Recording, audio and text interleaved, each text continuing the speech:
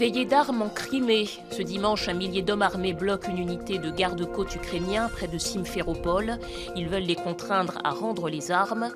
À Sébastopol, plusieurs centaines de soldats protègent la base navale où la marine russe est en alerte. L'armée ukrainienne est elle aussi en alerte. Les réservistes vont être mobilisés.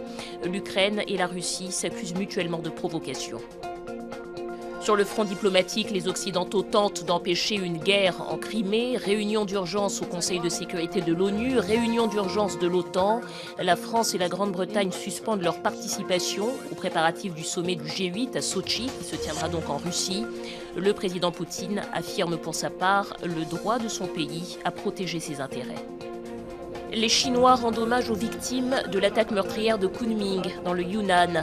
Samedi, des hommes habillés en noir et armés de couteaux ont poignardé les personnes présentes dans la gare centrale. On compte au moins 29 morts et plus de 130 blessés. Pékin dénonce une attaque terroriste orchestrée par les séparatistes ouïghours. En Libye, un ressortissant français a été tué par balle ce dimanche. Cet ingénieur de 49 ans travaillait pour des travaux d'extension du centre médical de Benghazi. Le meurtre n'a pas encore été revendiqué, mais depuis la chute du régime Kadhafi, les intérêts occidentaux ont été plusieurs fois visés par des actes terroristes. Il était l'un des monstres sacrés du cinéma français. Le réalisateur Alain Resnais est mort samedi à l'âge de 91 ans.